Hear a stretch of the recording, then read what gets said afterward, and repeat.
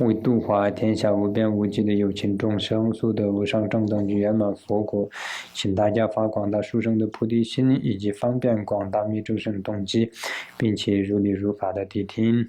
Please listen to the teaching by cultivating the two aspects of supreme motivation, the vast intention of the Mahayana Bodhicitta, and the profound method of the secret mantra Vajrayana, so as to be able to liberate all sentient beings as limitless as space to the state of the unsurpassed Buddhahood. 那我们今天呢继续讲中观根本慧论那我们呢就是正好进入到中观根本慧论的第一品。那第一品里面呢，首先是诸法不自生，亦不从他生，不共不无因，是故之无生这里呢主要就是在驳斥这个四生就是他自他，然后就是共，然后就无因生这些呢主要呢在这里驳斥的是这四个，所以呢我们就继续讲这一个。So today we will continue on with the teachings of the root stanza of the middle way. So now we are formally entering into the first four verses of of chapter 1. And the verses go, not from itself and not from something else, not from both and not without a cause, does anything, whatever, anywhere, at any time arise. So this 4 verses is to refute the production of the 4 extremes, meaning production from self, production from others, production from both, meaning self and others, and production without a cause. 所以呢，我们所有的一切物质，或者是我们所说的一切法，它只是以这4种方式会来生没有除了这4种方式的话，就是没有别的生法。所以呢，首先就是驳斥了这4种方法的话呢，我们就会觉知到原来一切法都是空性我们所谓的生就是因里面生出的果，这些都是我们自己的一些执着所以呢，就是有这样的方式呢，我们来慢慢的了悟到空性。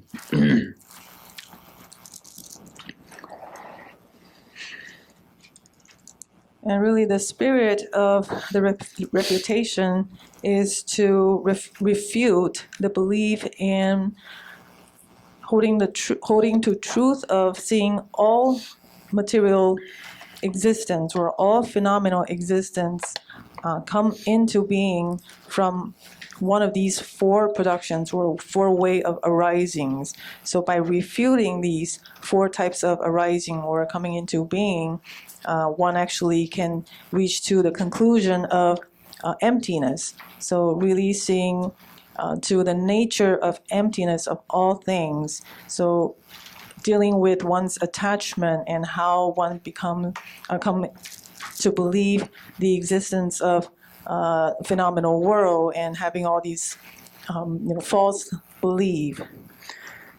那我们为什么需要就是证悟这个空性呢那我们就是最主要的话，我们要脱离轮回从这个轮回的苦海得以就近的解脱的话，我们必须得证悟空性如果是没有证悟空性的话，我们就没有办法永生的脱离这个轮回的痛苦所以呢，我们就必须证悟空性。因为我们从世间或是从平常的生活当中，我们就可以看得出来，有很多的痛苦是因为我们没有证悟空性，我们把有很多的真正的不真实的东西把它认知为是真实的，不存在的东西我们把它执着为存在的，所以呢导致了很多很多的烦恼，然后导致了很多的痛苦，然后呢就是让这些不真实的东西然后呢就是束缚我们在这个轮回当中永远都脱离不出去所以呢我们必须得证悟空性，然后再可以摆脱这些一切烦恼一切痛苦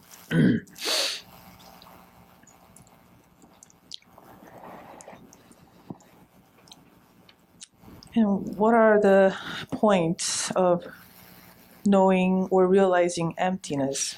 What do we need to realize emptiness? It's because we are seeking liberation from samsara. We want to reach this ultimate state of enlightenment, and by doing that, by wanting to reach that goal, we have to first realize emptiness, to know the nature of things, and then to have a clear understanding about the human sufferings or the nature of being sufferings by existing in this world. Why does that happen? How does it originate?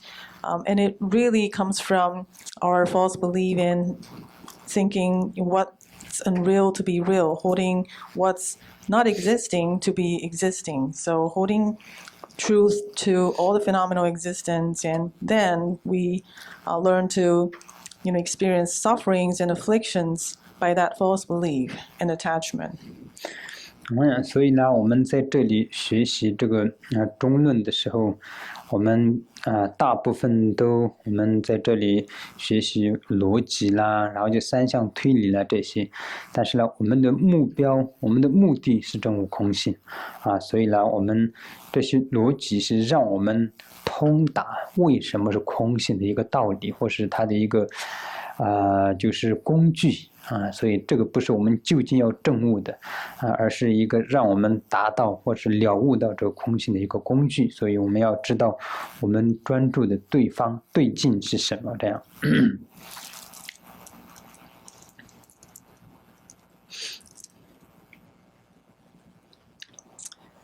So this brings to the point of learning about the root stanza of the middle way. You may wonder, why are we learning all these logical thinking, learning about valid cognition and the three modes of reasonings? So what's the point of learning about these? And really the purpose is to use this learning as a tool, so it brings us to clear understanding and realization of emptiness. And so that eventually can help us towards ultimate enlightenment. So that's the whole point of this learning.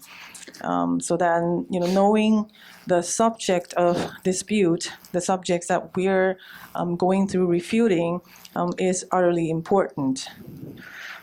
比如说我们有一大堆的这个零件，这些都是一辆车的零件。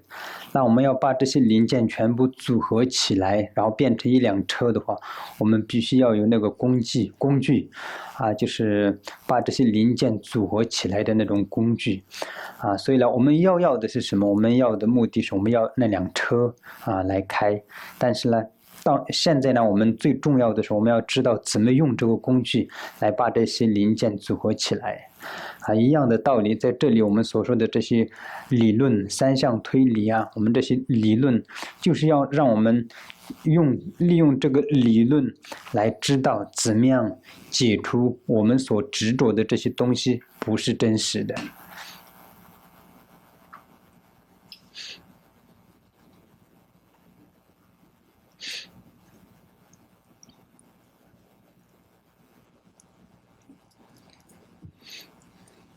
So if you look at a car or parts or components of a car, in order to assemble all these parts together to make a car, a running car, we need tools or machineries to assemble all the parts together to make that final car, so we can eventually start driving it.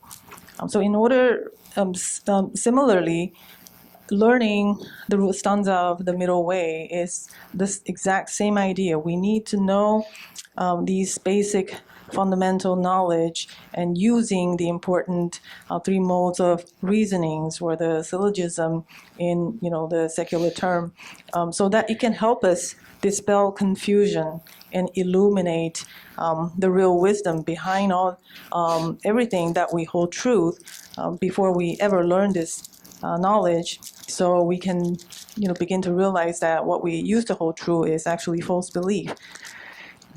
所以呢，今天我们在这里呢继续就是讲这个三项推理。上一堂课我们讲了一部分，但是呢我们今天再进一步的就是跟大家介绍一下三项推理这是到底是怎么样的。然后我刚刚忘记讲了，如果是没有这个法本慈城罗珠堪布的这个中文的这个法本的话，我们这边还有6到7本所以大家可以就是在这里请，如果是在场的道友没有的话，你们也可以请，或者是在网络上的道友、听课的道友，如果你们没有这个法本的话，我们这边还有剩下的6到7本，所以你们可以有空的时候来这里请这个法本，这样的话按照法本这样看，可能就会比较容易一点。So in the beginning of the class today, I will spend more time to kind of delve into the details of the 3 modes of reasoning. I know we touched on the idea last time when we met, but I think it's worth discussing more about this method so that people can get clear idea as to how the refutation was delivered in this model. And also I forgot to mention, we have 6 or 7 more copies of Kenshin's commentaries of the root stanza of the Middle Way in Chinese, unfortunately. So if anyone who hasn't gotten a copy, you can 要怎么登记啊？不用登记，就是直接来这里请就可以。那网络的人不是拿不到了吗？就网络的人来找时间来这里拿。Okay. Yeah, so we still have 6 or 7 copies, so you can, feel free to come here to get a copy yourself. If you're an online listener, try to get a copy by coming here, visit here personally. It will help you tremendously in this subject. 然后在我们这里抉择这些空性的时候，我们举的例子大部分都是声音宝瓶柱子就会讨论一些这些，所以你们不要觉得我们常常讨论这个柱子跟宝瓶干嘛，不要这样想。以前有一个故事，在藏地有一个年纪比较老的一个老先生，他对佛法的信心很强的一个人。他常常下午他就是到寺庙周围去绕这个寺庙转经轮，他每天听到就是那些僧人就在那个金塔的门口，就是他以为是在吵架，当然他们是在辩论辩论就在说宝瓶怎么样，宝瓶这样，他每天就叹个气，他觉得这么殊胜的地方，这些僧人为了一个宝瓶常常在吵架，他就想个办法，他想算了吧，我还是去买一个宝瓶好了，送给他们，希望他们不要吵架。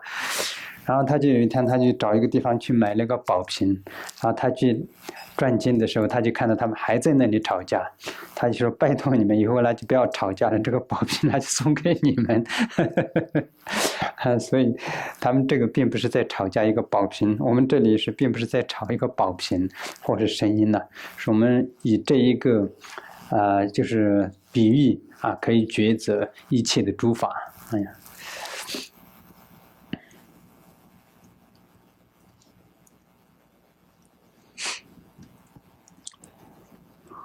So in the process of ascertaining emptiness, especially in the text, you can see that we're using a lot of examples or using a subject for the dispute, such as sound, vase, or pillar.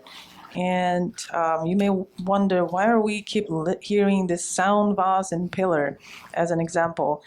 Don't think that it's irrelevant. They're really relevant in our learning, because that's how we can use as a base, so that we can kind of try to find the pervasion of similar analogies. So in that way, we can know the rule or the principle of the phenomena. So I have a story to share with you. There was once this very old gentleman. He was very faithful and devoted towards the 3 jewels. So every day he has his own schedule and ritual of going up to some place near the monastery to turn the prayer wheel every single day. And then when he visited the place and turned the prayer wheel, and he kept hearing the monks inside the monastery like arguing, and there are a lot of referencing to vase and he was wondering what's going on. Why are they always arguing about a vase? So then he thought, in such a sacred place, why are they keep arguing about a vase? So he decided to go to a market to just buy one for them, to end the dispute for once and for all. So he bought a vase from the market, he brought over, still he was hearing them arguing about a vase. So he approached them finally and said, here, take this, stop arguing about a vase. So that's just a story about knowing actually the context of why it was brought up and the importance of using this example as a way to know the nature of things. 所以今天呢，我们要继续谈声音哈。这里说声是无常，以所作性故，如油灯啊，这就是上一堂课我们讲的。这个呢，我再进一步的就是跟大家介绍一下。所以我们所说的这里说因，然后就同品周边、异品周边，这样我们讲了很多这个就是佛学的这个词句。那但是呢，我们要怎么样理解呢？比如说我们在这里说身是无常，这个时候身是什么呢？身就是我们的主题我们大家都要讨论的，需要一个主题，这个主题就是这个声音。身就是主题，你们要记住哈，身就是主题。然后是无常，是无常是观点，这个无常就是你的观点。你在这个主题上你下的结论，就是说，我觉得身就是个无常这个是你的观点身是无常。然后以所作性故，这里说的因，这就是你的理由，你为什么觉得身是无常那你当然要提出个理由别人问你，你说这个身是无常，那你就要给别人提个理由嘛，为什么是无常我的理由是因为它是所作性故。什么叫做所作性故呢？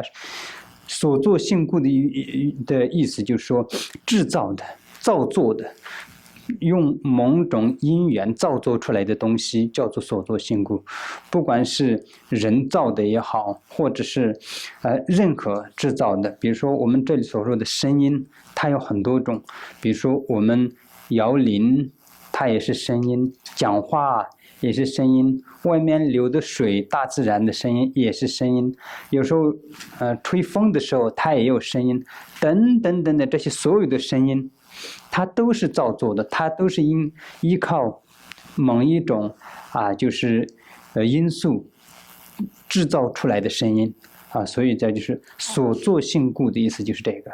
所以你的理由就是因为它是所作性故，所以呢它是无常这是你的理由然后呢就是如油灯，比如油灯。那你就说，你不能说身是无常，所作性故，那你的理由是因为它是所作的。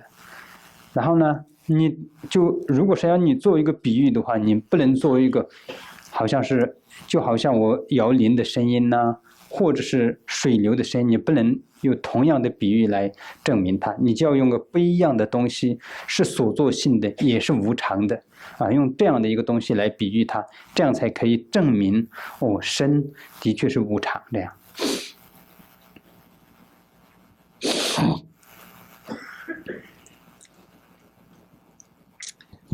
So here, let's look at this statement or a thesis that was proclaimed. Sound is impermanent because it was fabricated. For example, it's just like an oil lamp. So just first look at the first three components in this trimodal consequence. So the first component is the sound. Sound itself is the subject of the dispute. So what you're trying to establish, right? So sound is the subject of the dispute. Is impermanent is the predicate that you're trying to establish. So you're asserting the fact that sound is impermanent. And then people may challenge you by asking why. And then you're going to offer a logical reasoning. So the logical reasoning is the third component of the trimodal consequence, where it says, because it is fabricated. right? So there's these three components in a thesis that one is trying to establish a truth that they hold, that they believe in. So these three components, sound is impermanent because it is fabricated. So you already see the three components, the subject of the dispute, the predicate, and the logical reasoning. And that pretty much says, include the three modes of reasoning. So we are trying to establish the reasoning, we're trying to make positive pervasion by offering other examples, with the same quality or within the same categories, to establish the pervasion of the truth that you're trying to proclaim. And the third part is by offering the justification of examples from an opposite or contrary categories. So it's also called the contrary pervasion. So by fitting in your arguments into these three models, you can try to prove the truthfulness of your statement, of your thesis. So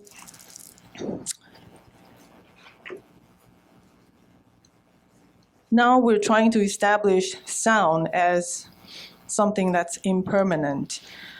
And then our argument, our justification is that it is fabricated. It was produced by some causes and conditions. So then we can think of examples such as, ringing of the bell, human speech, flowing rivers, rustling of wind. So these are all coming into our sensory perception because something gets acted on or rendered. So in order to render these sounds, right? So they are fabricated. And then by supporting with another example, a butter lamp. So in order to support your argument, you can't just be using something that's similar to the nature of the subject of dispute, such as the ringing of the bell or flowing river. You want to use an example that fits both criteria for meeting the logical reasoning as well as something that's impermanent. So the butter lamp is in this case used to support that it is also being fabricated and it is also impermanent. So that example should suffice the point of trying to attest to your own argument or your own assertion. 所以呢，这样的这个一个完整的一个三项这个推理的方式，你知道的话，你可以利用这个三项推理在任何的这个物质上面，声音也好，柱子也好，宝瓶也好，任何上面你可以去利用这一个三项推理去抉择它但是呢，你这个三项推理是不是这个无误的，就是说准确的三项推理，你还要去观察所以观察这个三项推理是不是合理的，或者是不是这个正确的三项推理的方式呢，就要去观察。首先要观察它的因成不成立，然后第二个要观察它的同品周边成不成立，第三个要观察异品周边成不成立。如果在三个都成立的时候，它就是一个完整的，或者是说完美的三项推理，就是没有错误的一个三项推理。这样没有错误的一个三项推理出来的东西，它就是准确的它就是一定是准确的，不会有错误的。如果是这个三项推理里面，这我们所说的因、同品周边、异品周边就是任何一个不存在的时候，你这个就不是一个圆满的或者完整的三项推理，这样推理出来的东西就不会就会有错误就是这样。所以这个三项推理很重要，这个理论。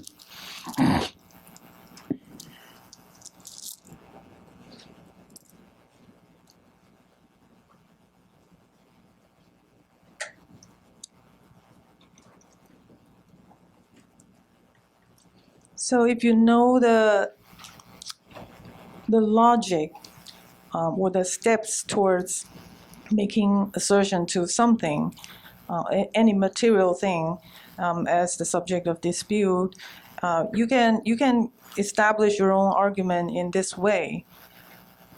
But when it comes to whether this predicate could stand or is a valid one, it really requires further observation or examination, because that's when we will specifically look into each and every one of the three modes of reasoning and see if each and every one of the modes stands and considered valid. If any one of the mode fail to test valid, then they can be mistaken. So there's flaw to your statement or to your predicate. OK， 然后在这里我们进一步的观察这个刚刚我们所描述的这个三项推理是不是成立的。据说身是无常，以所作性故，如有灯这个。那我们首先观察什么呢？首先观察它的因，也就是我们的理由啊，我们就是为什么它是无常的这个理由。要观察理由的时候是要怎么观察呢？你看因，以所作性故。凡是所作性的法则一定是无常的，只要你就是观察这个所作性的东西是不是无常，这两个你去观察就可以了。只要是所作性的东西都是无常的话，那你的这个因就已经成立了，第一项，所以第一项因就成立了，你就不用再管其他的任何，你都不用管，只要是所作性的法，它跟这个无常通的，这两个通就可以了。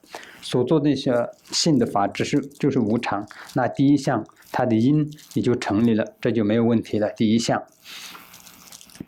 So let's continue to use this statement as an example to further examine the three modes of reasoning and see whether each one of the mode stands and consider valid. So beginning from the first mode, which is the reasoning itself. And here, you already see that in a statement, the reason is because it is fabricated, right? So the reasoning is therefore, that which are fabricated are not permanent, or that which is fabricated is impermanent. So this has been established by direct perception or by inference. So this is considered acknowledged truth. So you don't really have to worry about anything else at this point. Just see that this has been established. 然后接下来我们观察第二品，就是同品周边。那这里说，若是所作性的法，则便是无常，如油灯。这里又是怎么样呢？我们就说，如果是所作性的法，它就是100%一定是无常的，你可以确定是无常的。但是如果是你找到一个也是所作性的法，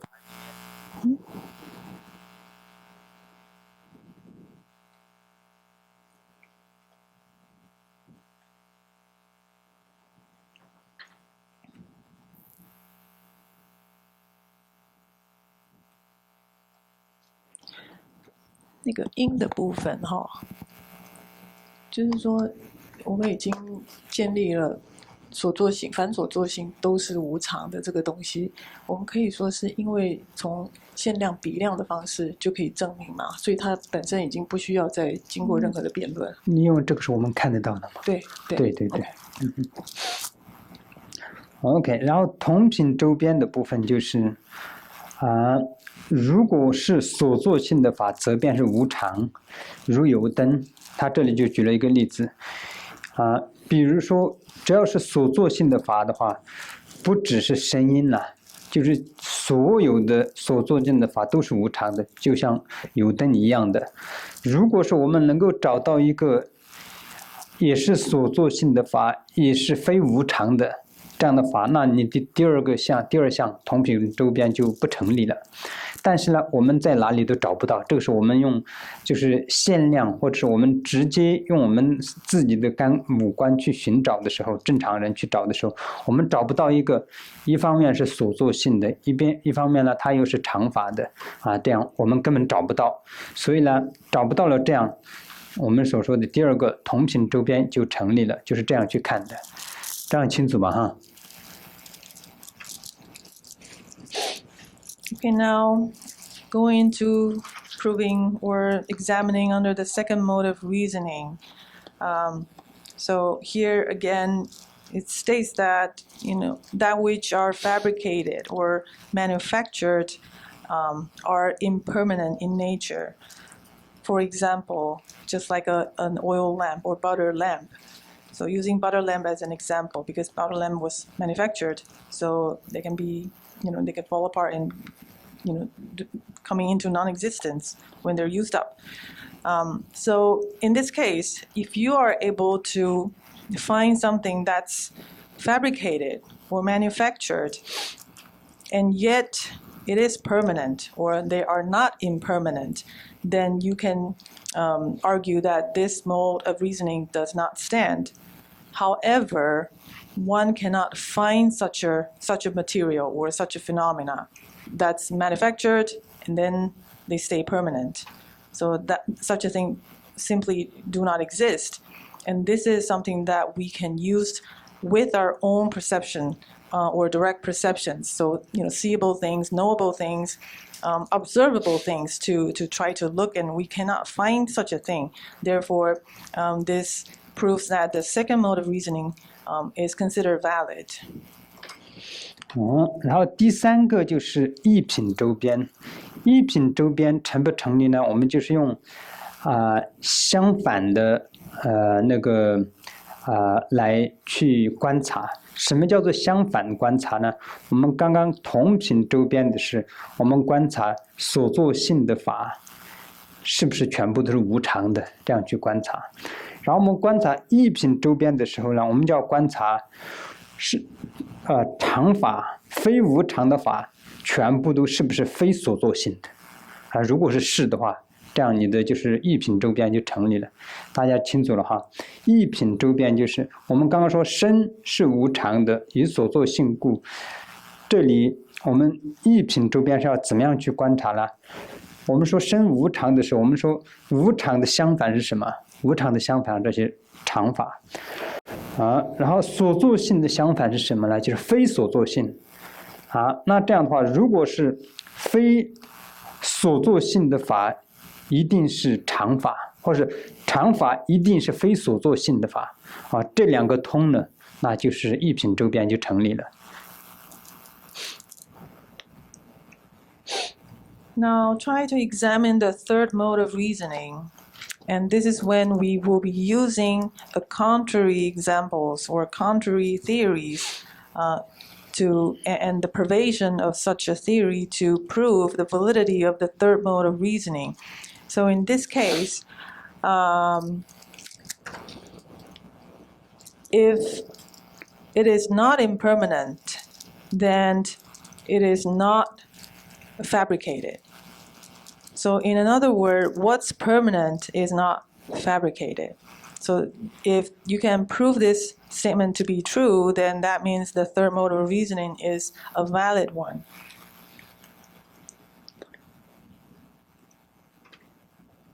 可以了OK， 所以呢，现在我们刚刚举的这个例子，身是无常，以所作性故，如油灯，这是一个准确的一个三项推理。那我们接下来学习三个就是不准确的，就是不正式的这个三项推理。它不正式的三项推理呢，它这里堪布这里解释了非常清楚的一个。第一个就是为什么不会准确呢？这些不成是因第一个是不成是因的话，它这个三项推理第一个是不准确的第二个是不定是因然后呢，第三个呢就是说相违是因就这三种。如果是发生这三种的话，这个就是不正确的。那首先这里介绍不成是因。什么叫做不成是因呢？ So now, after we examine all three modes of reasoning, we can clearly come to conclusion the validity of the statement that was just introduced. So sound is impermanent because they are fabricated. For example, just like an oil lamp. So this statement is considered a valid statement or valid assertion. Now you can understand that's the process of examining whether you can make such a valid statement. And then we also have to know that, when we're in the process of arguing to establish validity, what would be considered ineffective or incorrect argument. So there are three types of invalid arguments. The first is unestablished arguments or unsound. You're trying to establish your reasoning, but it's unsound, it's unestablished. The second is inconclusive. So you're trying to support your statement using an inconclusive argument. And the third would be to offer contradictory arguments. So these are the three types of arguments that can fail to support one's assertion. 这个三个呢，也就是不准确的三种因但是不准确的三种因因的话，它推论出来的，它就是不准确的就是三项这个推论的方式所以呢，这个第一项这里举的例子就说身是无常，那以是无为法故如虚空就在这里了。你们看，身是无常，那这个没有问题，对不对声音是无常，这个没有问题。但是呢，他说，那就别人问你说为什么身是无常呢？他的理由是因为它是无为法。什么叫做无为法呢？好，我们所说的有为法和无为法，大家知道吗？因为它是无为法，就是没有造作的法的意思，从未不造作的法，所以呢，它是无常法，他就这样说。然后他举的例子是什么呢？如虚空。所以这个就是什么呢？这个就是不成是因。为什么说是它是不成是因呢？我们首先观察三项里面的第一项因，同品周边、异品周边里面，我们首先要观察因，对不对？好，我们首先观察因的时候，你看，身是无常，无为法是因为它是无为法故它是无常。那你就是把无为法跟无常，你接一下看一下它们通不通？这是完全不通的。无为法哪里是无常这两个根本不通，所以它这个因就是假因，是因的意思就是假因，它这个不成立所以呢，第一个就是如果是你的这个三项推理里面，你如果这样去说的话，那别人就会说不成比如说在辩论的过程当中一个是在答复的人，一个是在辩论的人。如果辩论的人跟你说身是无常，因为它是无为法就是如虚空般，你什么都不用讲，你说不成就可以了。他会辩论的人，他就知道，马上他就知道他的因出了问题就是这样的。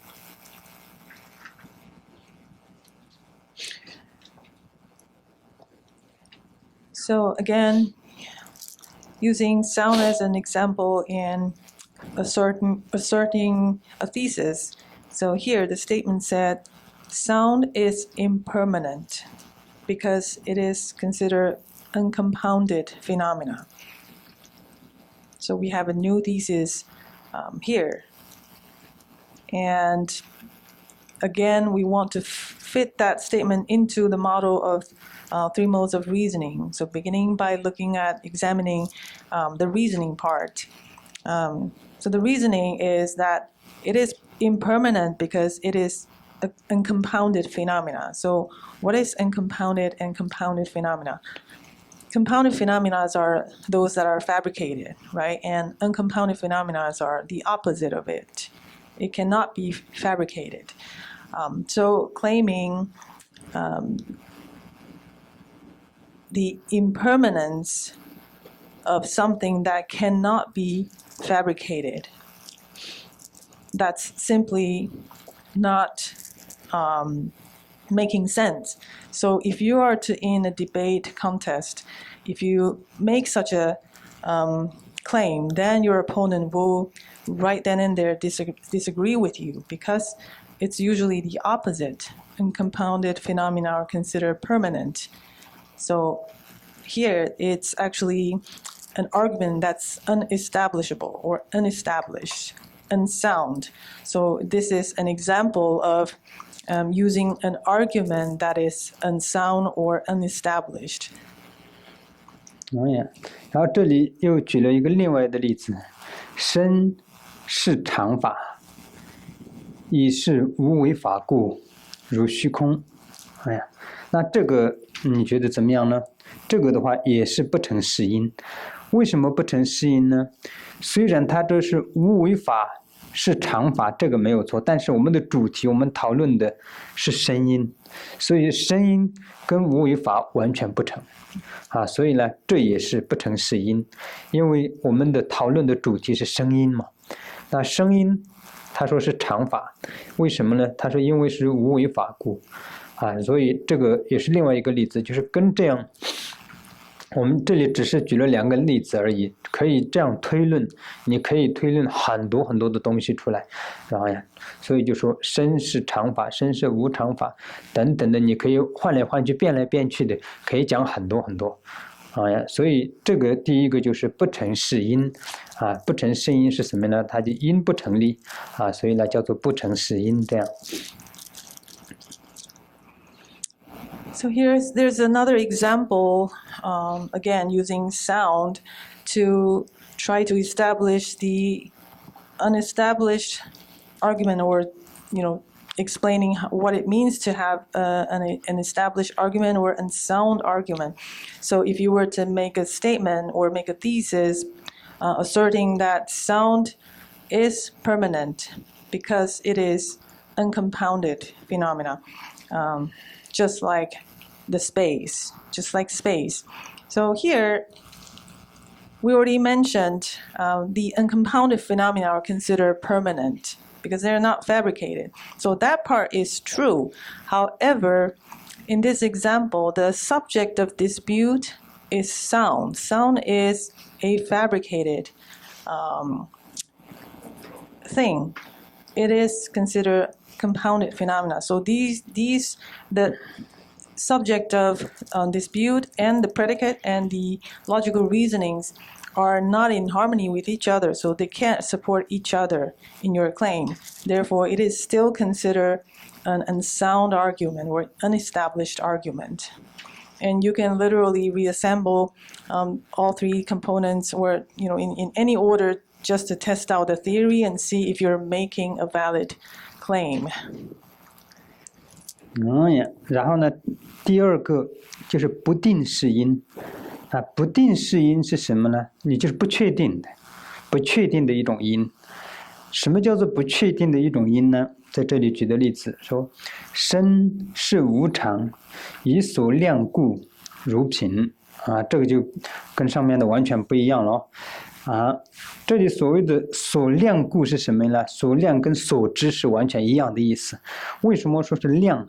量的意思就是说你可以衡量我们的眼耳鼻舌身意就是我们这些可以去衡量，或者是可以去就是对，就是可以去衡量的意思就是可以去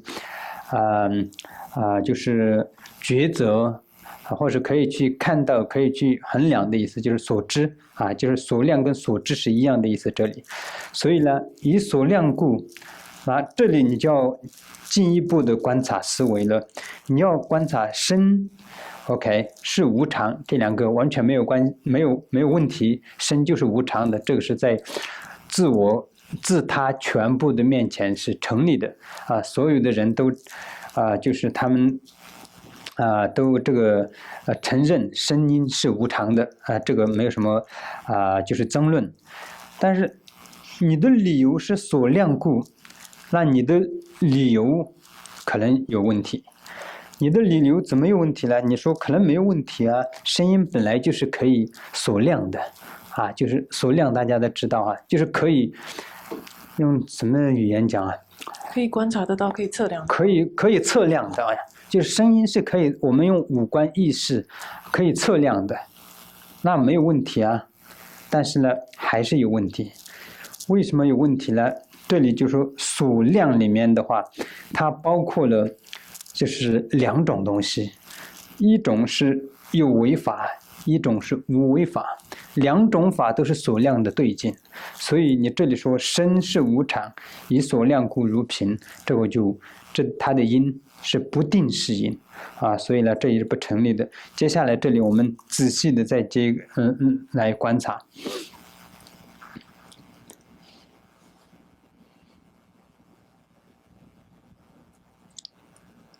So let's look at the second argument that's considered uncogent or inconclusive when you're trying to make assertion. So example given here is sound is impermanent because it's perceivable or measurable, just like a vase. So that's the statement that someone is trying to assert. Again, the subject of dispute is the sound, and the predicate is that it is impermanent. And the reason given is that because it is measurable, it's perceivable. So if you break it down and look at them individually, it seems to make sense. Sound is impermanent because sound fits into the category of compounded phenomena. And this is something that can be commonly shared by almost everybody in their field of experiences by their direct perception, right? So there's nothing to dispute on that. And then the third component, the reasoning of the justification given here is that because it is measurable or it's a knowable object, it's something that we can perceive through our five senses, right? Sound, we can hear sound. So again, sound is measurable. That by itself is not without any flaw. However, if you look carefully into what can be perceived, what can be measured, then you're going to realize that, actually both compounded phenomena and uncompounded phenomena are measurable or knowable, right? So then that doesn't really support or fully support the characteristics of the sound or the direct relationship between the sound and the measurable, or it being measurable. So this is an example of an inconclusive argument. 然后我们以三项来一项一项的来观察。那首先观察就是它的因成不成立。那我们首先观察因成不成立的时候，我们首先观察怎么样呢？就是这个所量是不是无常？所量跟无常有没有相违的地方？那我们首先观察的时候，应该是这时候所知，这个因为耳识可以量声音，因为你的耳识可以测量这个声音，所以你说所量声是所量这个没有问题所以你的第一项就是所有的因已经成立了，第一项因它这里是没有问题的。然后我们观察第二项观察它的同品周边成不成立。那观察同品周边成不成立的时候，你就要仔细观察什么叫做同品周边成不成立呢？比如说我们所说的无常法全部这里所谓的就是说身是无常嘛，以所量故里面的无常法，所有的无常法全部都属于是同品周边然后呢，就是因为但是在这里观察的时候，除了声音之外的所有的无常法都是属于同品周边。为什么不是声音呢？因为声音这里是还讨论的主题，我们还没有确定它是不是无常，它是讨论的主题，所以声音不包括在这个里面。除了声音之外的所有的这个诸法都可以就是包括在同品里面的。那在这样观察的时候呢，我们说所量故身是无常，因为它是所量的故所量故这样。那我们观察一下它的同品成不成立。那我们观察同品成不成立的时候呢，我们所量里面包括了有为法跟无为法两个都包括了。那有为法它是没有错，是无常的法，但是无为法是不是无常法呢？不是，无为法不是无常的比如说我们所说的虚空，它是无为法，它不是无常那我们所说的声音，它是有为法，它是常法，但是这两个都是所量法所以这里面所说的不成是因的意思就是这个，它就是不确定的意思或者是我们所说的不一定的意思比如说我们今天说，我们今天在场的道友，所有的人今天的这个道场里面的所有的都是，比如说是藏人，这里的人所有的是藏人，你说不一定，我们这里有美国人，有华人，有越南人，人是一样，这个成立，但是你要说是全部是藏人不成立，就不一定所以这里说身是无常，以所量故，如果所量的话，它不一定全部都是无常的，因为所量里面包括了常法和无常法，所以这就是不成是因，是这样的。不定是因不是不成是因不定是因。So now again, let's examine further by fitting the assertion into the three modes of reasoning. So the first mode would be the reasoning itself. So arguing that what's perceivable is impermanent, right? So that by itself, there's no contradiction to that. So that is considered established. And let's look at the second mode of reasoning. Oh, sorry, let me further explain. There's no dispute on that because sound is measurable. Our ear is used to hear voices and sounds, right? So it's actually the ear consciousness is something that we use to measure, to hear, to perceive auditory stimuli. So there's nothing wrong about the statement there. So move on to the second mode of reasoning. So again, the assertion says sound is impermanent. 等一下，我看一下在哪里。依所量故在，声是无常，依所量故对吧？对。Sound is impermanent because it is measurable or it is perceivable, just like a vase. So fitting that statement into the second mode of reasoning, where you want to look for similar examples, where examples with the similar qualities, right? Not including the sound itself, because sound itself is the subject of the dispute. It is yet to be proven with your claim. So that does not, what's considered the same example, or the example with similar qualities does not include sound and shouldn't include sound. So what else can be looked at as, with the similar qualities that you can make the truth pervade? So then we have to look at what's measurable, right? Again, what can be perceived? And we already mentioned earlier that what can be perceived are both compounded phenomena and uncompounded, right? And compounded phenomena, we already understand that it's impermanent in nature, right? And the uncompounded phenomena are the opposite, which is permanent in nature, such as space, right? So here, the object of the measure or the perception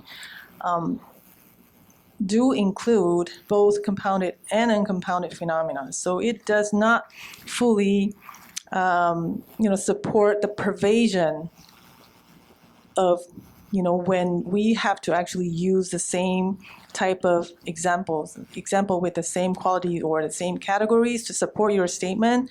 So this right here does not support, because, do you understand? Because what can be measured or what can be perceived actually include both compounded and uncompounded. And that's, in turn, not supporting the pervasion of the same category of the example that you're trying to establish. Therefore, right here in this part, it is considered invalid, an invalid argument. For example, Rinpoche said, if I make a statement, if I make a claim that today we have all Tibetans in our center, and then you're going to argue, no, because based on your direct perception, you're going to see there are American people, there are Vietnamese people, there are Chinese people. We have all kinds of different people sitting in the center today. So that, so what you have observed, so what can be measured is using your eyes, right? You're looking at the people sitting in the room, and there are different type of people. It's not just the Tibetan people. So right there, that doesn't really support the second mode of reasoning. So that makes the statement false. 然后我们再观察它的异品周边成不成立。那我们观察异品周边成不成立的时候，我们就首先观察说，这里说是身是无常，那我们就说，无常的相反是什么？常法。那常法跟这个所量故，以所量，能不能够就是怎么说通啊？所以我们就可以说，若是常法即为所量，所量它是包括了常法跟无常法两个都包括了，所以呢，在这里就是异品周边是可以成立的。所以呢，我们在这里，第一个它是因不成立，第二个是同品。我们所说的不成是因，它是第一个因就不成立了，然后第二个我们所说的不定是因，是它的同品周边不成立，这样。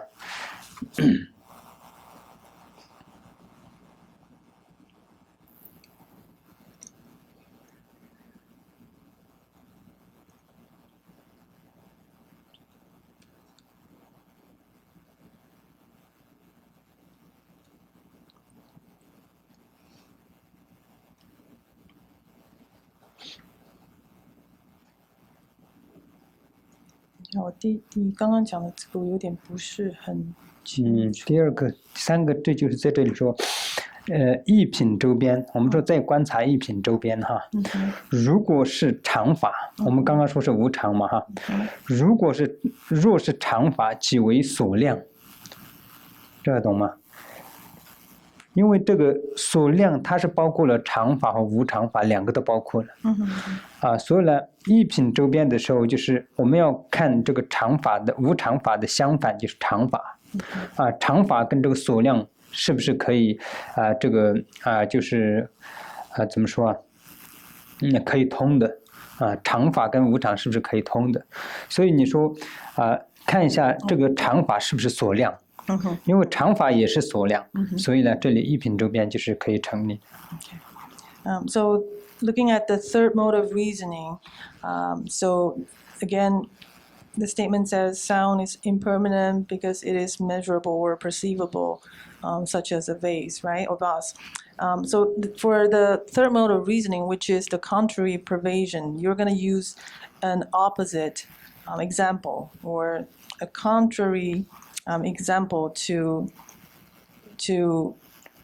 test whether the statement is still valid, right? So in this case, the opposite of impermanence, because sound is impermanent, and the opposite of that is permanence, right? So permanence is still within the field of observation for the measurable, right? What can be measured, both compounded and uncompounded phenomena. So it fits with the category, it fits with the general reasoning of what's considered the object of measure. So that means that the third mode of reasoning is a valid one. So this example, if you look at the flaws of the statement, you can see that it failed in the first reasoning and the second, but it stands valid for the third reasoning.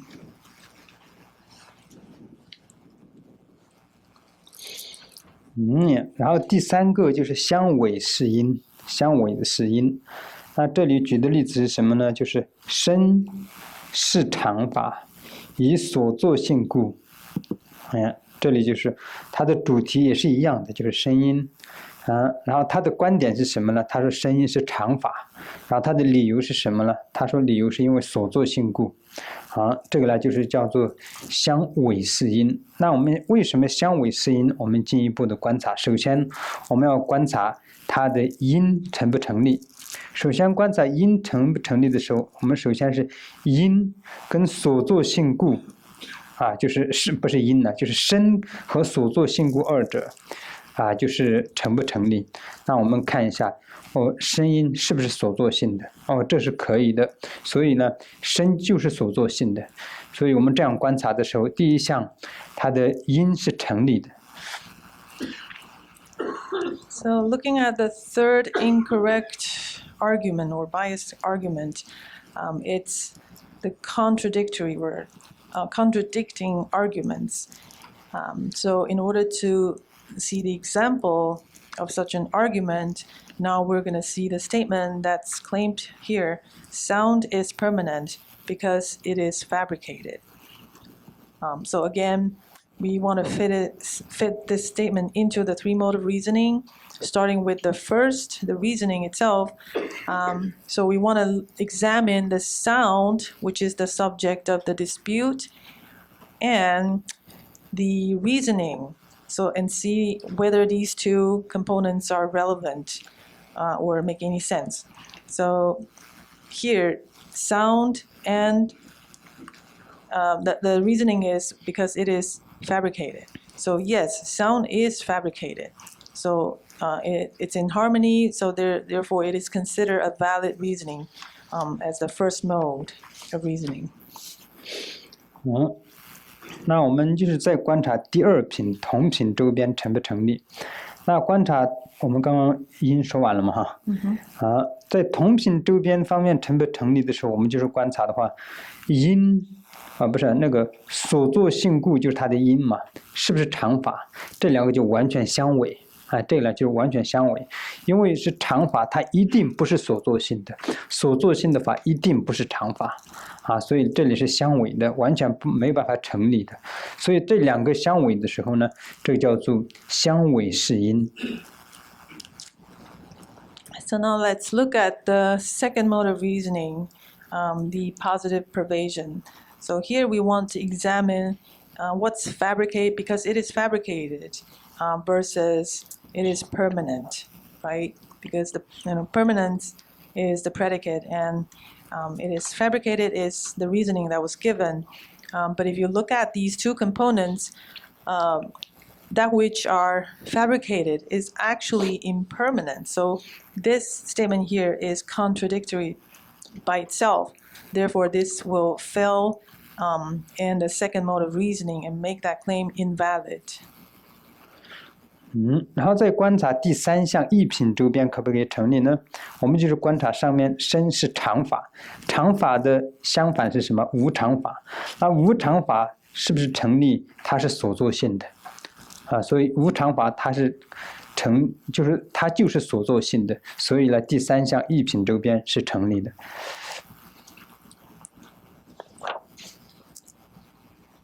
So the third mode of reasoning, you want to use the opposite and see whether that truth pervades.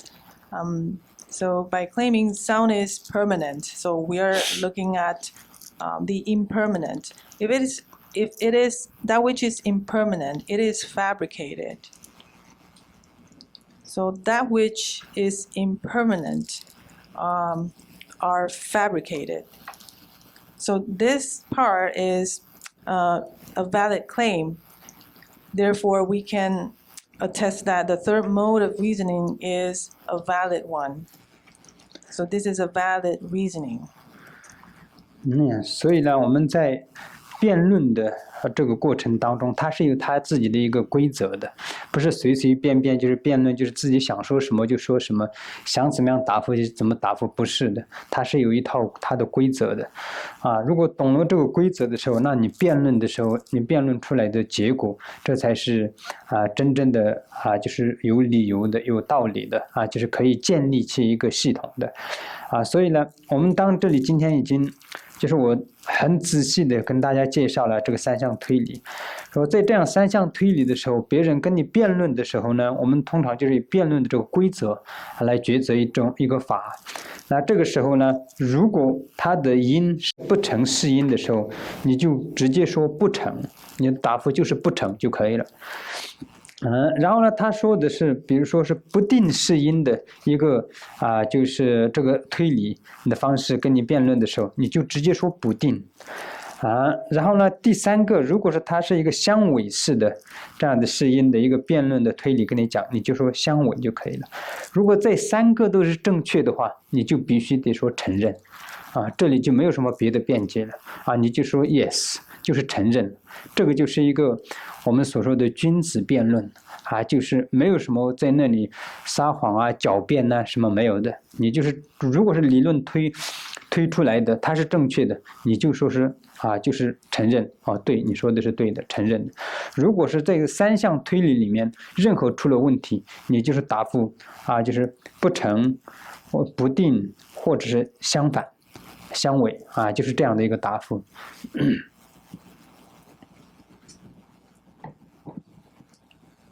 So now you see there's certain structures and certain procedure and rules when it comes to debating debating such a huge topic, and that is also the way the result can be established or commonly agreed upon. So in any respectable debating conditions, they will reflect through all these three modes of reasoning in order to find flaws or to agree upon your assertion. So then usually, when people are in debate, so if you hear something that's invalid, then you would just say invalid. And if you hear any weakness or inconclusive statement made by the opponent, then you will say that's inconclusive. And then in other times you can hear contradicting viewpoints, and then that's when you can state that's contradicting or contradictory. And in the last case would be you have flawless arguments, so then the opponent has to say nothing but I agree. So that will conclude your assertion, and then that will become the truth. So you're establishing truth through debate, and in the process of examining through three modes of reasonings, the opponent can prompt with all these different various types of response: invalid, inconclusive, contradictory, or agree. And that's how the truth can be established. 然后在这里这样推理的时候，如果是对方跟你推论的这个三项推理里面的是一个不成是因的，然后你说我承认，那下一轮他会再给你一个推论，那个时候你就输了。所以你已经第一项里面你说因为一个不定是因的东西你承认了，下一轮你就会输了这我不太懂什么意思如果是在一个三项推论里面，对方跟你驳斥你的观点的时候，他是用不定是因的方式，用三项推论告诉你的时候，如果这个时候你说我承认，那如果是这个时候你说你承认的时候的话，他在下一个推论里面就是直接会推翻你的观点了。这就讲不下去了。对。So, in terms of a series of debate, in the certain round, if you were someone, accused that was an invalid argument, and if you kind of admit to that, then the next round came. You won't be able to, debate for any further on from that point because you already lost your viewpoint. 然后这一项呢，就是我们在因明的里面的三项推理的部分呢，就是介绍完了。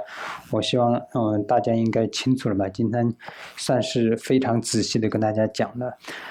然后下一步的时候呢，我会康波这里介绍了中观应称拜的不共三种因这个的话今天可能没有时间讲完这个，所以我们今天的就不介绍这个了，我们就今天的课呢就讲到这里。So today I really spent a whole lot of time explaining in detail as to how to approach the three modes of reasoning, and this is a very important part of valid cognition, the science of valid cognition. So it is important to familiarize yourself with this, these procedures or the steps towards reasoning.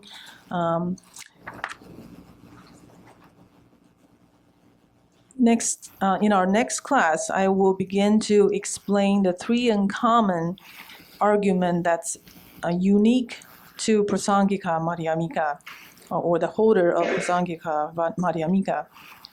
So because we're running out of time, so I will leave that until next time. 我有这些对我们学习中论的人是非常重要的。我刚刚讲，这就是我们的工具。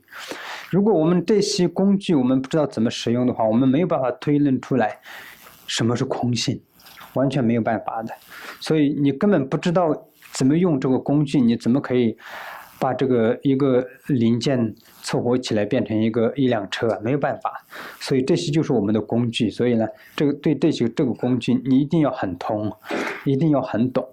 这些懂了以后呢，接下来的以后我们在推论任何一个东西的时候，你就是很通顺的就可以通了所以呢，这个上面大家多下一些功夫，把它中间的这些细节就是弄清楚，这样的话就接下来我们其他部分就会比较简单一点。那等一下哈。So again, I can't stress enough the importance of knowing about these, mode of reasonings that I just explained to all of you, because they are the tools that we need in order to realize emptiness. Just like the car example, without the tools, you can't assemble a car. So that's that important. So you really have to spend a lot of time, persevere yourself, and know the in and out of these theories and the method and the mechanism behind that. So it becomes easy for you when you read on to the following chapters and know, how they came to this conclusion and, how do they go about refuting some false statements. OK, 今天就讲到这里了。So we will stop here today. 好耶。